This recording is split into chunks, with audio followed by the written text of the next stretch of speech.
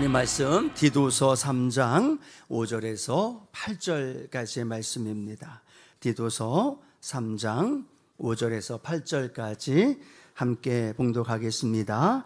우리를 구원하시되 우리가 행한 바 의로운 행위로 말미암지 아니하고 오직 그의 긍휼하심을 따라 중생의 씻음과 성령의 새롭게 하심으로 하셨나니 우리 구주 예수 그리스도로 말미암아 우리에게 그 성령을 풍성히 부어 주사 우리로 그의 은혜를 힘입어 의롭다 하심을 얻어 영생의 소망을 따라 상속자가 되게 하려 하심이라.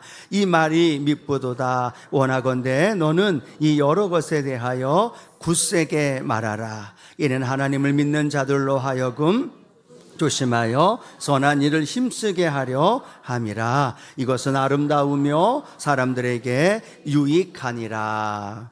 아멘. 함께 읽은 말씀 가지고 복음은 삶으로 증명된다라는 제목으로 함께 하나님 말씀 나눕니다. 함께 고백할까요? 복음은 삶으로 증명됩니다. 복음은 삶으로 증명됩니다. 저와 여러분을 구원하시고 하나님의 자녀 삼아주신 이 놀라운 복음이 저와 여러분의 삶으로 증명되는 은혜가 있게 되기를 축복합니다. 복음 따로 삶 따로가 아니라 복음이 있는 내 삶의 현장에 복음의 능력이 증명되게 하시고 또 복음의 능력이 내 삶에 증명되어질 때 그리스도인으로서의 삶의 그 은혜가 저와 여러분을 통해 많이 간증되고 전파되어지는 그런 은혜가 함께 하시기를 축복합니다. 여러분, 실천적 무신론자라는 말이 있습니다. 어떤 의미일까요? 실천적 무신론자. 주일 되면 하나님 전에 나와서 예배하고 찬양도 하고 봉사도 하고 예수 믿는 사람처럼 살아갑니다. 그런데 월요일 날부터 세상 가운데 살아갈 때는 철저하게 하나님이 안 계신 것처럼 무신론자처럼 살아가는 사람들의 모습. 문제가 있을 때 하나님 안 계신 것처럼, 때로는 기쁘고 좋은 일이 있을 때 내가 하나님 안 믿는 것처럼 살아가고 있는 많은 사람들의 모습. 그 모습이 바로 실천적 무신론자라는 말을 우리에게 들려줍니다. 이 말은 오늘 본문에 나와 있는 그레데 섬, 디도가 목회하고 있는 그레데 섬에 있는 그 교회의 성도들의 삶의 모습, 또 그 주변에 있는 많은 사람들의 모습이 바로 실천적 무신론자. 그러니까 우리 제목의 말씀처럼 복음 따로 삶 따로 그런 삶을 살아가고 있는 모습을 우리에게 보여줍니다. 교회에 와서는 예배를 드리고 함께 신앙생활에 나가는데 삶의 자리에서는 자신의 이권을 위해서 다른 사람을 속이고 또 거짓말하고 또 다른 사람을 짓밟고 무언가 자기의 목적하는 탐욕적인 것들을 쟁취해 나가는 삶의 모습을 그레데 성도들 그리고 그 섬에 살고 있었던 사람들의 모습을 바라보면서 오늘 사도 바울이 디도에게 이렇게 말하는 겁니다. 복음은 삶으로 증명되어야 합니다. 한번 같이 고백할까요? 복음은 삶으로 증명되어야 합니다. 믿으시면 아멘. 예, 그레데 성도들의 안타까운 모습, 그 모습이 그레데 성도들의 모습만은 아니라는 거죠. 우리의 삶의 현장에도 그런 모습이 많이 나타나고 있는 모습을 보면서 오늘 디도서에 담겨져 있는 말씀을 통해서 하나님 내 삶이 복음이 삶이 되게 하여 주시고 또 삶 속에 복음의 능력이 증거되게 하시고 그곳에 그리스도인으로서 당당하게 살아갈 수 있는 우리의 삶이 되게 하여 주옵소서. 이 결단과 도전이 저와 여러분의 고백이 되기를 축복합니다. 자, 그러면서 디도서에 나와 있는 말씀 속에 세 가지 그런 삶을 살아가기 위한 방법들을 함께 나눌 텐데요. 첫 번째로는 교회를 바로 세워야 된다는 거죠. 함께 따라 고백할까요? 교회를 바로 세워야 합니다. 교회를 바로 세워야 합니다. 바울이 디도를 그레데 섬에 남겨둔 이유가 있습니다. 함께 디도와 함께 그레데 섬에서 복음을 전하다가 많은 사람들이 주께로 돌아오는 거예요.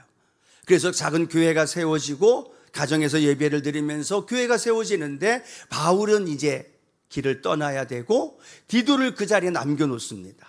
그러면서 디도에게 그 자리에 남겨둔 이유가 뭐냐? 성경은 이렇게 말하고 있어요. 디도서 1장 5절인데요. 함께 읽어봅니다. 내가 너를 글에 대해 남겨둔 이유는 남은 일을 정리하고 내가 맹언대로 각성의 장로들을 세우게 하려 함이니 라고 말합니다.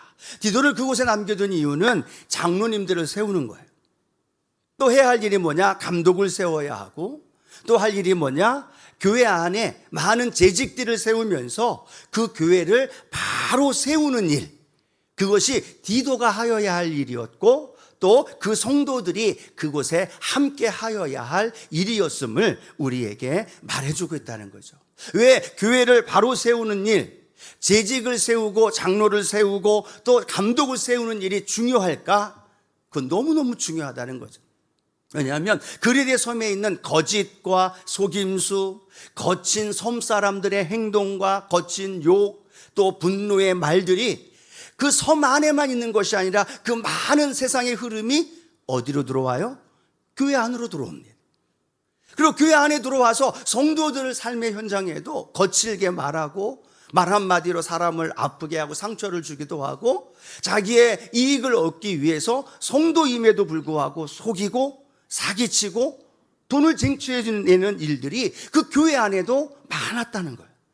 그러다 보니까 디도 혼자서 이 교회를 바로 세우는데 쉬울까요? 어려울까요? 너무 어려운 거예요.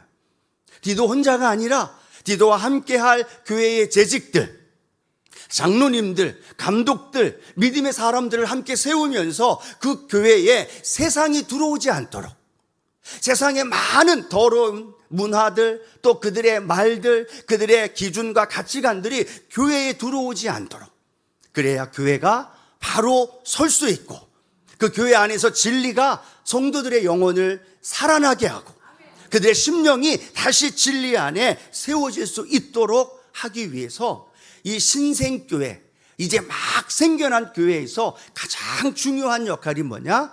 재직들을 바로 세우는 것이었음을 우리에게 말해주고 있다는 거예요. 여러분, 교회는요 어떤 사람이 재직이 되느냐에 따라 그 교회의 삶의 모습이 완전히 달라진다라는 거죠. 예를 들어 초대교회의 모습 우리가 기억합니다. 3,000명, 5,000명이 부흥하면서 그리고 사도들이 복음을 전하면서 구제도 해야 되고 행정도 해야 되다 보니까 갈등이 생겨납니다. 그래서 기도하는 가운데 어떤 결단을 내려요? 7 집사를 뽑게 되어지죠. 그 7 집사가 성령과 지혜가 충만하며 칭찬받는 7 집사를 선택하게 됩니다. 그러면서 사도들은 말씀을 전하고 기도하는 일에 전념하고 또 7 집사님들은 뭘 해요? 교회의 문제와 구제와 행정하는 일에 전념하게 되어지고 그럴 때 교회가 든든히 세워지고 세상이 들어오지 못하도록 교회의 그 거룩한 하나님의 은혜가 교회를 통해서 굳건하게 세워진 줄로 믿습니다. 그걸 알기 때문에 오늘 디도도 그렇게 얘기하는 거죠. 가장 중요한 재직들을 어떻게 세우느냐? 그 한 분 한 분을 하나님 앞에 기도하면서 바울이 권면하고 있는 그 한 사람 한 사람을 세워야 된다는 걸 우리에게 설명하죠. 자, 우리 디도서 1장 우리 6절에서 9절까지 말씀인데요. 오늘 재직, 감독, 장로님들은 어떤 모습이어야 하는가에 대한 부분을 읽어볼 텐데 나는 재직이 아니야, 나는 장로가 아니야, 나는 감독이 아니야 라고 그냥 읽지 마시고요. 하나님 앞에서는 저와 여러분이 재직이 되고 아멘. 안수 집사님, 권사님, 집사님, 성도님 한 분 한 분이 이 말씀이 내게 주시는 말씀이다라는 생각을 하면서 우리 이 말씀 함께 읽어보도록 합니다. 책망할 것이 없고 하나님의 남편이며 방탕하다는 비난을 받거나 불순종하는 일이 없는 믿는 자녀를 둔 자라야 할지라. 감독은 하나님의 청지기로서 책망할 것이 없고 제 고집대로 하지 아니하며 급히 분내지 아니하며 술을 즐기지 아니하며 구타하지 아니하며 더러운 이득을 탐하지 아니하며 오직 나그네를 대접하며 선행을 좋아하며 신중하며 의로우며 거룩하며 절제하며 미쁜 말씀의 가르침을 그대로 지켜야 하리니 이는 능히 바른 교훈으로 권면하고 거슬러 말하는 자들을 책망하게 하려 함이니라. 아멘. 재직들의 모습이에요. 오늘 저와 여러분의 모습이 되어지기를 원합니다. 읽어가면서 나하고는 점점 좀 거리가 멀게 느껴지네, 뭐 이렇게 느껴지신 분도 있지만, 말씀 속에서 우리가 이 말씀을 닮아가고 따라가면서 하나님이 기뻐하시는 재직의 모습으로 우리의 삶이 이루어지기를 소원합니다. 교회 안에서만 잘하는 사람이 재직이 되지 않는다는 거예요. 교회에서 봉사하고 헌신하고 그렇게 교회에서만 충성하는 것이 아니라 성경은 뭐라고 말하느냐? 가정에서도 가정의 구성원으로 그 역할을 잘해야 됩니다. 일터에서도 직장에서도 다른 사람에게 비난받거나 때로는 욕먹지 않고 칭찬받는 사람이, 모범적인 사람이 되어져야 합니다. 그것이 바로 재직인 저나 여러분의 삶의 모습 속에 나타나야 할 놀라운 하나님의 축복인 줄로 믿습니다. 여러분, 초대교회에도 문제는 있었어요. 그레데 교회에도 문제는 있었어요. 그럼 우리 교회는요? 문제가? 대답을 안 하셔요? 예. 어떤 분은 문제가 없는 교회로 볼 수 있고, 어떤 분은 문제만 보는 분도 있고, 어떤 분은 또 문제가 있다라고 이야기도 할 수 있어요. 예. 우리 교회도 강점이 있는가 하면 약점이 있어요. 잘하고 있는 부분이 있는가 하면 부족한 부분도 있다라는 거예요. 그렇죠? 또 그런 부분 속에서 우리가 해결해 나가면서 더 점점점 잘 되는 교회, 또 그 은혜 안에서 세상에 물들지 아니하고 세상에 많은 세속주의, 인본주의가 들어오지 않으면서 내 영혼이 살아나고 범사가 잘 되고 하나님의 구원의 은혜가 우리 교회 안에 일어나게 될 줄로 믿습니다. 근데 이 일들이 저절로 되지 않는다는 거예요. 재직들과 주의 종과 함께하는 모든 이들이 함께 교회를 세워갈 때 그곳에 하나님의 놀라운 일들이 일어나게 된다라는 사실이죠. 여러분, 우리 교회도요, 예배만 드리고 가는 분들이 있는가 하면 봉사도 하고 성가대도 하고 여러 가지 섬기며 달란트로 헌신하시는 분들도 굉장히 많아요. 그런데 또 안타까운 건요, 아직도 봉사할 때가 너무나 많아서 봉사자 뽑아달라고 아우성치는 분들이 내가 많아요. 또 여러 군데 여러 가지 사랑의 모습 속에서 우리 교회만큼 사랑이 넘치는 교회가 없다. 할렐루야. 뭐 여러분 인정하지 않을지 모르지만 제 지인들이 가끔씩 와서 예배를 드려요. 그리고 성교사님들이 와서 예배를 드리면, 아니 우리 교회가 성도님들이 너무 얼굴이 환하고 웃음이 넘치고 사랑이 넘치고, 그러면서 하는 말이 부럽다고 이야기를 해요. 그러면 괜히 제 어깨가 으쓱하기도 하죠. 그런데 그 사랑이 넘치는 우리 교회라고 다른 분들은 부러워하시지만, 또 어떤 부분에 보서는 우리의 교회가 사랑이 약한 부분도 있고 또 더 사랑으로 보다듬어야 할 부분도 있다라는 거죠. 근데 이 여러 가지 일들을 담임 목사나 특히 뭐 한 소수의 사람들로 인해서 해결되는 것이 아니라 우리 재직으로 부름받아 되어진 우리 순복음의 모든 성도님들이 함께 그 일들을 이루어 가야 되는 줄로 믿습니다. 그래야 세상이 우리 교회 안에 들어오지 않아요. 그래야 인본주의, 세속주의, 때로는 인간적인 판단과 기준이 우리 안에 들어와서 교회를 흐집어 놓거나 교회 안에 분열과 다툼을 가져다 주지 못한다라는 거예요. 그거는 기도하는 것도 중요하지만 기도 플러스 저와 여러분이 재직으로서 교회 안에서 함께 기도해 주고 함께 섬겨 주고 함께 충성 다해 주시고 그 은혜를 우리 안에 임하게 되어야 할 줄로 믿습니다. 제 나름대로 기도하면서 고민했어요. 어떤 고민했냐면 이 퍼센테이지를 어떻게 할까? 어떤 퍼센테이지냐면 우리 교회 안에 재직으로서 열심으로 교회 구성원으로서 봉사하며 맡겨진 여러 가지 일들을 감당하는 30% 성도들, 제가 고민했다 그랬어요. 30%. 그리고 그냥 중간에서 뭐 얼찍이 쳐다보면서 어떻게 할까 상황 보면서 예배만 드리고 움직이면서 그 상황을 보고 계시는 50% 성도들, 그리고 나머지 20%는 교회만 와서 예배를 드리고 손살같이 누가 손잡을까봐, 누가 자기 이름 부를까봐 재빨리 교회를 떠나는 한 20% 성도들 고민했다고 했습니다. 30%, 50%, 20%. 맨 처음에는 50%를 첫 번째로 하다가 다시 30%로 줄이긴 했지만 중요한 건 뭐냐? 우리 교회가 건강하고 또 하나님의 은혜 안에서 내 영혼이 살아나는 축복의 믿음의 삶을 살아가기 위해서는 맨 처음 첫 번째 퍼센테이지가 점점점 높아져야 된다는, 30%가 아니라 50%. 아멘 안 하시는 분은 70% 하시겠다는 이야기인 거죠. 70%. 아멘. 그렇게 함께 재직으로 내 마음으로 이 교회를 사랑하고 교회의 구성원들과 함께 교제하며 나아가는 퍼센테이지가 높으면 높을수록 그레데 섬과 초대교회에 있었던 문제와 어려움들을 해결하게 되어지고 그 안에 하나님의 놀라운 일하심을 우리 가운데 발견하게 되어지는 거예요. 무엇으로 증명하느냐? 사도행전 6장 7절에 보면 초대교회에 나와 있던 사도들과 7 집사들이 함께 교회를 세워갔을 때 어떠한 역사가 나타났는가? 함께 읽어볼까요? 우리 사도행전 6장 7절입니다. 하나님의 말씀이 점점 왕성하여 예루살렘에 있는 제자의 수가 더 심히 많아지고 허다한 제사장의 무리도 이도에 복종하니라. 아멘. 어떤 일이 벌어졌어요? 하나님의 말씀이 점점 왕성하여졌다는, 예루살렘에 있는 제자의 수가 늘어나고 또 허다한 제사장들, 율법주의에 묶여있는 사람들이 주께로 돌아오는 일들이 놀랍도록 일어났다라는 거예요. 여러분, 이 말씀 바로 전에가 어떤 말씀이에요? 재직들을 뽑고 사도와 재직과 집사와 함께 연합하여 교회를 바로 세울 때 하나님 어떻게 하느냐? 하나님 구원받는 영혼들을 보내주시는 거예요. 우리 교회가 바로 설 때, 우리 성가대 찬양처럼 깨어 있어 하나님 앞에 신랑 계신 예수님 기다리면서 믿음의 길을 걸어갈 때 하나님도요 구원받을 영혼들을 우리 교회에 보내주시는 거예요.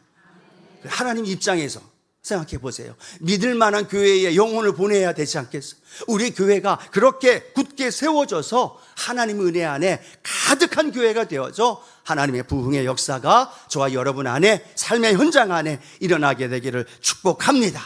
축복합니다. 두 번째, 오늘 본문을 통하여서 우리에게 말씀하고 있는 건 바른 교훈으로 살아라 라고 이야기를 하고 있다는 거죠. 여러분, 재직들이나 또 함께 살아가는 성도들 삶의 현장 안에 중심이 있어야 되잖아요.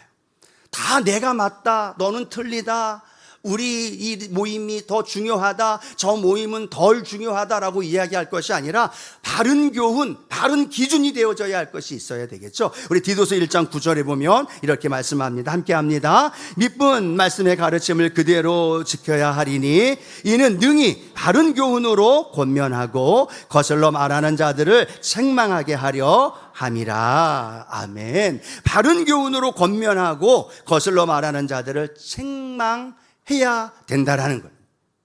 그 바른 교훈이란 말은 무엇을 의미할까요? 바른 교훈이 아닌 거짓 교훈이 교회 안에 가득했다는 거예요. 교회 안에서 성도로서 예배는 드려요. 그리고 삼교 나눔도 해요. 함께 신앙생활에 나가는데 그 중심에 바른 교훈이 아니라 사리사욕이 가득했던 거예요. 특별히 그레데 섬에 있는 사람들의 모습은요, 교회에 오는 이유가 뭐였냐면 사업 때문에, 돈 벌기 위해서 어떻게 하면 사람들을 이용해서 돈을 벌을 수 있을까, 사기치고 거짓말하면서 그렇게 자기 배만 주장했던 사람들이 그레데 섬의 사람들의 모습이기 때문에 이들도 교회에 와서 예배를 드리고 하나님 만나는 게 목적이 아니에요. 뭐가 목적이에요? 어떻게 하면 사기칠까, 어떻게 하면 돈 벌까, 어떻게 하면 교회와 연결되어 있는 것으로 인하여 내 이익을 얻을까. 그러다 보니까 그들 안에 거짓 교훈과 거짓 속임수로 가득했던 모습들. 그러면서 그들이 가만히 있느냐? 그들의 입술로 말하고 자기 주장을 떠벌리고 또 많은 사람들에게 자기가 생각하고 있는 것들을 주장하면서 이야기하고 있다는 거죠. 그래서 오늘 사도 바울은 말합니다. 바른 교훈으로 권면하면서 책망해야 됩니다 라고 말하면서 디도서 2장 1절에 보니까 여러분 한번 읽을 텐데요, 맨 끝에 부분을 집중해서 한번 보는 거예요. 우리 디도서 2장 1절 함께 읽어봅니다. 오직 너는 바른 교훈에 합당한 것을 말하여 라고 말합니다. 합당한 것을 뭐 하라고요? 말하라고 이야기합니다. 바른 교훈, 왜 바른 교훈에 합당한 것을 말하느냐 하면 거짓말을 하는 사람들의 이야기가 더 커요. 속이는 사람들의 모임, 그들의 이야기, 그들의 주장이 더 소리를 내고 교회가 분열되고 아픔을 주고 있는데 바른 교훈을 가지고 있는 사람들, 성도들의 말이 너무 작아요. 말을 하지 않아요. 그냥 나 혼자 믿음 지킬 거야. 나 혼자 신앙생활하면 되지. 권하는 일이 없어요. 잘못된 것을 바른 교훈으로 책망하면서 그들을 돌이켜야 되는데 책망하고 권면하는 일, 여러분 쉬워요, 어려워요? 어려워요. 귀찮아요. 오해받기도 하고 때로는 괜히 내 마음속에 불편한 상황이 다가올 때도 있어요. 그러니까 아예 그레데 성도들은 그냥 나 혼자만 믿음으로 살아갔던 모습. 그래서 오늘 성경은 말합니다. 디도서 3장 8절에도 이렇게 기록하는데요. 이 여러 것에 대하여 한번 따라 고백할까요? 굳세게 말하라. 굳세게 말하라. 뭐 하라고요? 굳세게 말하라는 거예요. 복음의 진리, 그 복음을 갖고 있는 사람들이 말하지 않아요. 참된 진리를 가지고 있는 진리의 말씀이 있는 사람들이 침묵해요. 근데 거짓을 이야기하는 사람, 부정적인 이야기하는 사람, 인본주의적인 이야기하는 사람, 잘못된 모임으로 끌고 가는 사람들의 소리는 더 커지고 있다라는 거예요. 사실 여러분, 우리 모임 속에서도 어떤 이야기가 더 커요. 무언가를 향해 걸어가거나 뭘 한번 하자 하면 좋습니다, 할렐루야, 갑시다, 할 수 있습니다, 아멘이시죠? 이런 분위기가 돼야 되는데 우리들 주변의 모임, 공동체, 구역 안에도 어떤 말들이 더 많아요. 그거 못해요. 이 무더위에 무슨 3Q, 이 무더위에 어떻게 온원 챌린지를 해요. 비가 오고 장마철인데 어떻게 교회에 가고 릴레이 기도하고 쓰레기 주워요 라는 부정적인 말들, 거짓된 말들이 더 커진다는 거예요. 그 커진다는 건 어쩔 수 없는데 안타까운 건 오늘 디도가 말하고 있는, 바울이 말하고 있는 건 뭘 의미하고 있어요? 그 복음에 대한 바른 교훈을 갖고 있는 사람들아, 침묵하지 말고 굳세게 말해라. 복음으로 우리가 구원받았고 복음의 빚진 자가 되었고 그 믿음 안에 살아가는 우리는 이러한 어려운 선한 싸움도 넉넉히 이겨야 하고, 우리는 못하는 게 아니라 할 수 있고, 어려워도 하게 되면 하나님의 은혜를 부어주시고 그 은혜 안에서 우리는 이기며 살아갈 수 있습니다. 오늘 우리 자신을 한번 되돌아봤으면 좋겠어요. 이 그레데솜 사람들처럼 거짓말하고 속이고 부정적인 말하는 데에 앞장서는지, 아니면 그들의 모습을 보면서 아예 침묵하고 나만 신앙생활하면서 그냥 그렇게 홀로 신앙생활하고 있는지, 아니면 조금이나마 그런 말씀을 올바로 전해주고 권면해주고 손잡아주고 함께 그 길을 걸어가고 있는지, 오늘 어디에 퍼센테이지가 더 커져야 돼요? 세 번째, 권면해주고 책망해주고 손잡아주고 진리의 말씀을 굳세게 말하는 일에, 그리고 그곳에 은혜를 끼치는 그 일에 오늘 저와 여러분이 더 많이 우리의 삶을 드릴 수 있는 저와 여러분 되어지기를 축복합니다. 우리의 말은 하나님이 들으십니다. 또 원수 마귀도 들어요. 또 나도 듣고 상대방도 들어요. 근데 우리는 말 한마디 한마디를 너무 의미 없이 경솔하게 함부로 말할 때가 많아요. 그 분위기에 휩쓸려서 그래 안 돼, 그냥 다음에 해, 그냥 몰라. 때로는 주변의 상황 때문에 한 사람을 향해서 뒷담화를 하고 분도를 쏟아붓는 말들을 너무나 많이 해요. 그런데 오늘 디도서를 통해 우리에게 말합니다. 복음의 바른 교훈의 말을 굳세게 말하십시오. 진리의 말씀을 갖고 있는 성도들이요, 그 진리의 말씀을 전해 주십시오. 그 모임에서 말하십시오. 그 동참 함께하는 그 공동체에서 그 말을 더 많이 해주심으로 말미암아 그 교회가, 그 구성원들이 저와 여러분의 삶의 현장 안에 그 말의 능력이 함께 하시기를 축복합니다. 그러면서 오늘 이 말씀은요, 말에 대한 단어와 연결되어 있는 단어가 에베소서에 나와 있는 말과 연결되어 있는데요, 에베소서 4장 29절 말씀이에요. 한번 같이 읽어봅니다. 무릇 더러운 말은 너희 입 밖에 도대지 말고 오직 덕을 세우는 데 소용되는 대로 선한 말을 하여 듣는 자들에게 은혜를 끼치게 하라. 아멘. 중요한 단어가 은혜입니다. 굳세 말 하십시오라고 말한 뒤에 디도서의 말씀은 너희가 은혜 받은 자이다 라는 걸 계속 강조해요.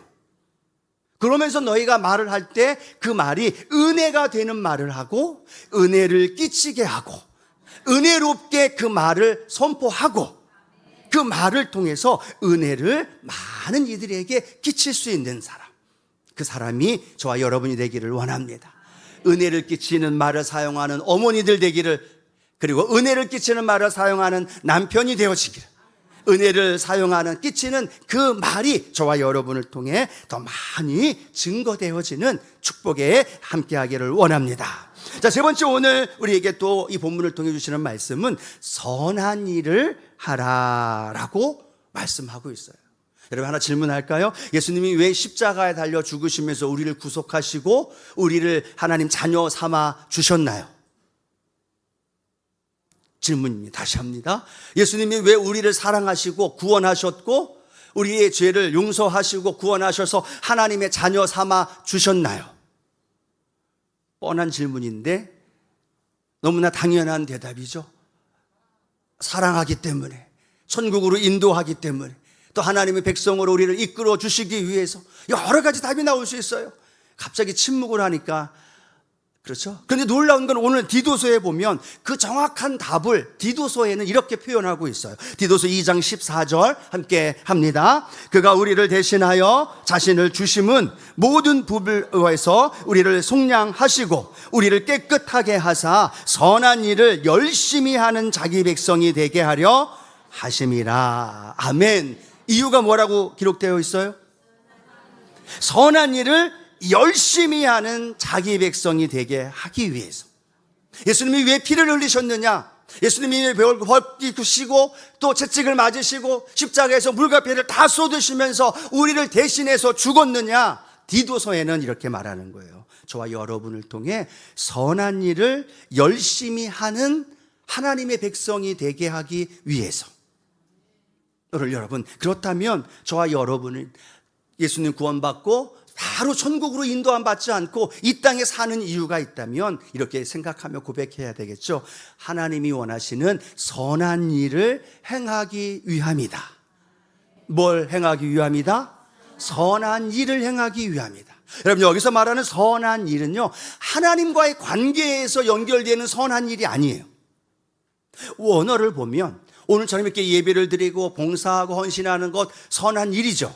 물론 그것도 선한 일입니다. 그런데 오늘 디도서에 나오는 선한 일이라는 건 무엇을 의미하냐면 하나님과 우리와의 관계인 종교적인 측면에서의 관계가 아니라 내 옆에 있는 사람, 내 주변에 있는 사람, 나와 함께 가정에서 살아가고 있는 가족들, 즉 타인과의 관계 속에서 내가 행하는 일들을 선한 일이다라고 말하고 있다는 거예요.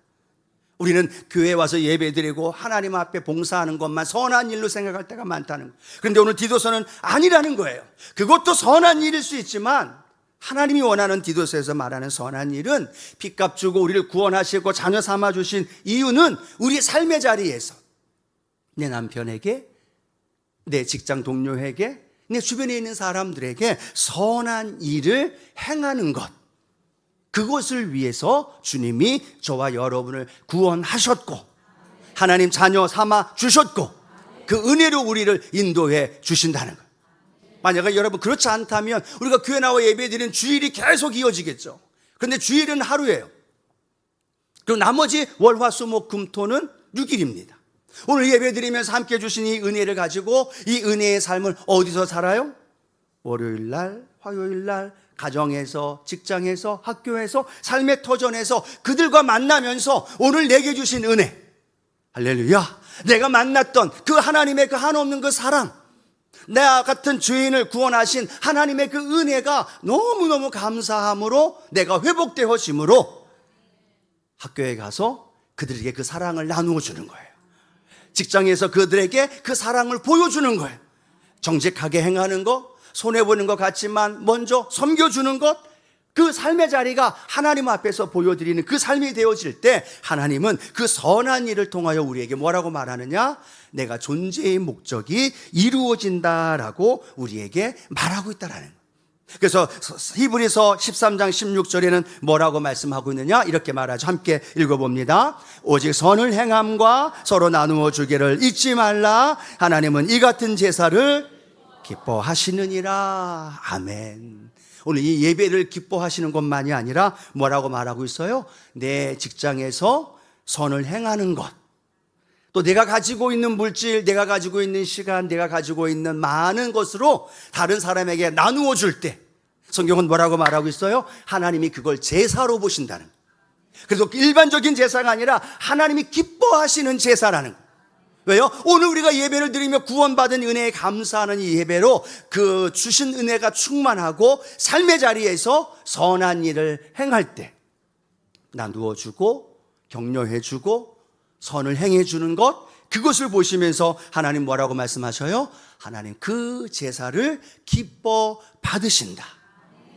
한번 곰곰이 생각했으면 좋겠습니다. 여러분의 가정에서 여러분이 행할 수 있는 선한 일은 뭘까요?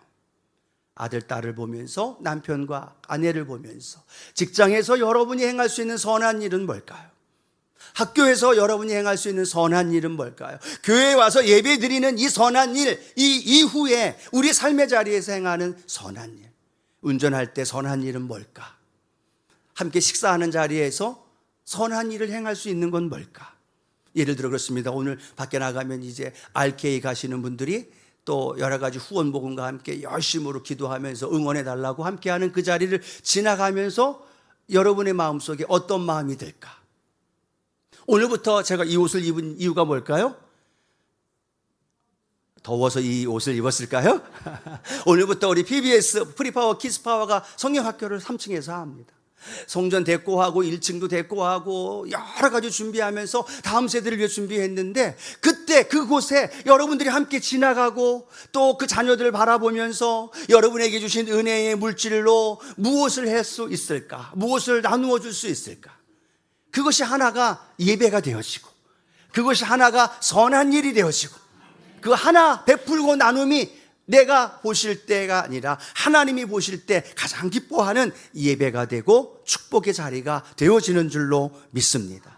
오늘 저와 여러분 삶에 선한 일을 행하는 삶, 그 삶이 하나님 기뻐하는 예배의 삶임을 기억하면서 오늘 디도서를 통해 내가 믿고 있는 그 복음, 나를 붙들어주고 있는 그 복음이 내 삶을 통해 증명되게 하여 주시옵소서.